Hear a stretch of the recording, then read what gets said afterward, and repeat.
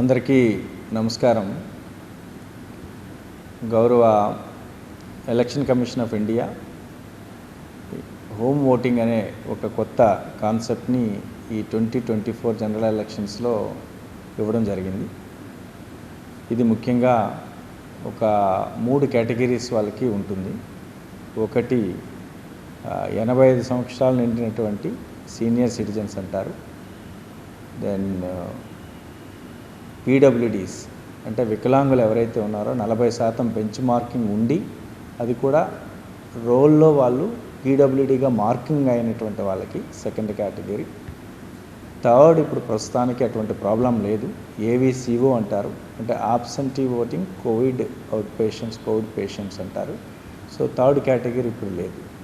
So మొదటి 2 కేటగిరీస్కి 85 దాటినటువంటి వాళ్ళు మరియు 40% దాటి వికలాంగుల అనేది సర్టిఫికేట్ ఉండి వాళ్ళు కూడా పీడబ్ల్యూడీ మార్కింగ్ అయినటువంటి వాళ్ళకి మన ఎన్టీఆర్ జిల్లాలో సుమారుగా 9,500 మంది ఒక కేటగిరీ కింద ఉన్నారు. ఇంకో కేటగిరీ కింద సుమారు ఒక 13,500 ఉన్నారు. అంటే రెండు కలిపి సుమారు ఒక 23,000 అనేటట్టు ఉన్నారు. సో వీరందరికీ కూడా నా యొక్క విన్నపం ఏంటంటే, ఇప్పటికే బూత్ లెవెల్ అధికారులందరికీ కూడా ఫామ్ 12D అనేటువంటి ఇవ్వడం జరిగింది. ఆ 12D మీ అందరికీ కూడా ఇచ్చుంటారు. సో దాంట్లో ఎవరెవరైతే కన్సెంట్ ఉందో, అంటే మీరు 12D మా ఇంటి దగ్గరికే వచ్చి ఓట్ అనేటువంటిది పోస్టల్ బ్యాలెట్ ఇవ్వండి అనుకొని చెప్పేసి మీరు ఇస్తే దాన్ని ఆర్ఓ అది చూసుకొని అది జెన్యూనా కాదా అని చూసుకొని దానికి తగ్గట్టుగా ఆర్డర్స్ ఇవ్వడం జరుగుతుంది. ఎవరైతే ఒకవేళ మేము రాగలుగుతాం 85 దాటినప్పటికీ కూడా వికలాంగులుగా ఉన్నప్పటికీ కూడా పర్వాలేదు, మేము ఈవీఎం దగ్గరికే ఆ రోజు మే 13వ తారీఖునే వచ్చి ఓటు వేస్తాము అనుకునంటే వాళ్ళు ఒకవేళ ఆప్షన్ అనేటువంటిది ఇవ్వకపోయినా పర్వాలేదు.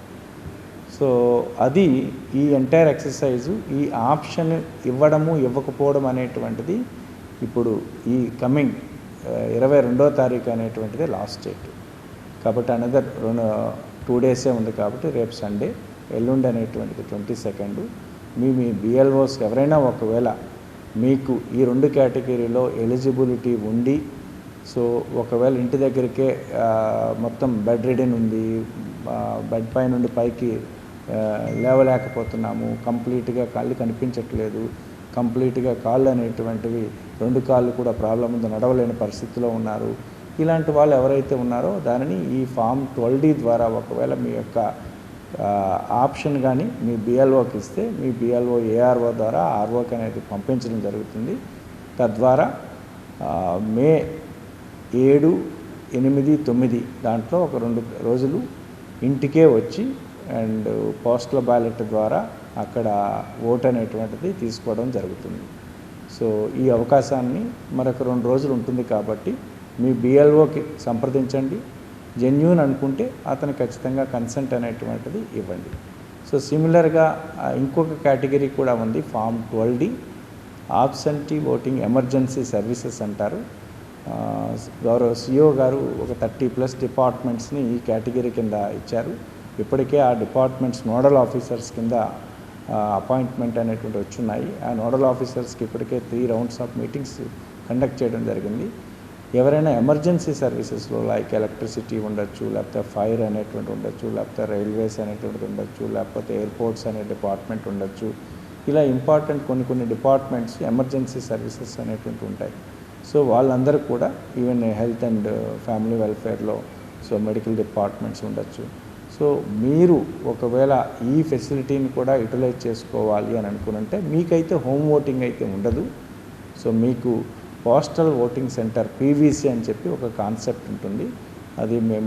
అది కూడా 7, 8 తారీఖుల్లో పీవీసీ అనేది ఆర్ఓ స్థాయిలో ఏర్పాటు అనేటువంటిది జిల్లా స్థాయిలో కూడా జరపబడుతుంది.